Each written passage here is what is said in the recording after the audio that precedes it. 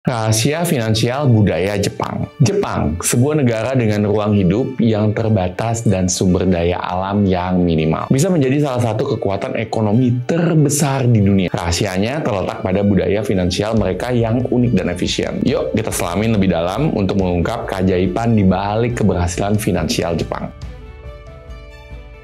Di Jepang, uang lebih dari sekadar alat tukar. Ada sebuah ungkapan Jepang, osetai, yang menggambarkan pentingnya memberi dan menerima dengan hati yang tulus. Ini mencerminkan bagaimana masyarakat Jepang melihat uang tidak hanya sebagai nilai moneter, tetapi juga sebagai simbol rasa hormat dan apresiasi. Menurut Ken Honda, penulis buku bestseller Happy Money, uang yang bahagia adalah uang yang dihabiskan dengan rasa syukur dan kegembiraan. Honda menyatakan, di Jepang, kami diajarkan untuk menghargai setiap transaksi dan memperlakukan uang sebagai sesuatu yang positif dan berharga. Ini menciptakan siklus positif di mana uang tidak hanya dilihat sebagai alat untuk kepuasan pribadi, tetapi juga sebagai cara untuk berkontribusi pada kebahagiaan orang lain.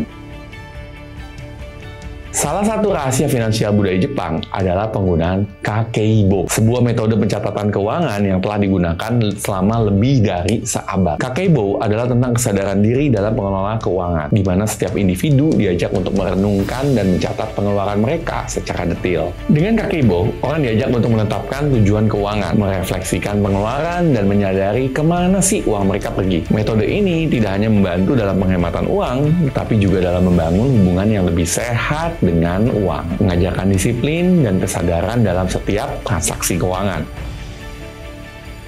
Jepang terkenal dengan filosofinya tentang minimalisme, di mana setiap barang harus memiliki tujuan dan tempat dalam hidup seseorang. Konsep mottainai menekankan pentingnya tidak membuang-buang dan menghargai apa yang kita miliki. Ini adalah refleksi dari sikap hormat terhadap sumber daya dan keberlanjutan yang mendalam. Marie Kondo, seorang ahli organisasi dan penulis, mengajarkan kita untuk hanya mempertahankan barang-barang yang membangkitkan kegembiraan. Dalam konteks keuangan, ini berarti investasi dalam barang dan pengalaman yang benar-benar bernilai bagi kita, bukan hanya pengeluaran yang impulsif. Ini adalah prinsip yang dapat kita terapkan untuk menciptakan kekayaan dan keberlanjutan dalam kehidupan finansial kita. Jepang memiliki salah satu tingkat tabungan pribadi tertinggi di dunia. Sistem tabungan dan investasi mereka didorong oleh berbagai produk tabungan yang ditawarkan oleh bank dan lembaga keuangan, yang seringkali disertai dengan insentif pajak dan bunga yang kompetitif. Selain itu, budaya investasi di Jepang sangat berkembang dengan pilihan investasi yang luas, mulai dari saham dan obligasi hingga real estate dan dana pensiun. Masyarakat Jepang diajarkan untuk memikirkan masa depan dan mempersiapkan pensiun dari usia muda, yang membantu menciptakan keamanan finansial jangka panjang.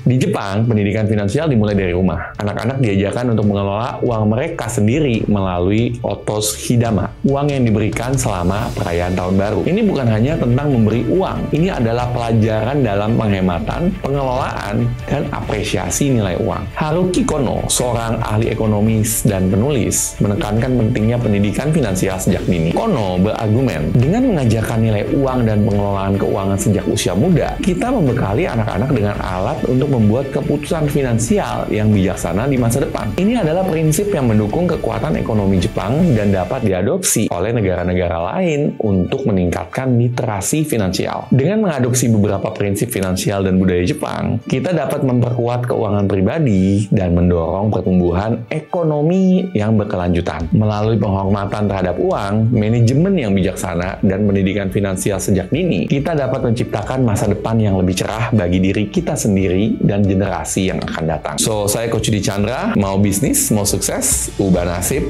yes, pasti bisa.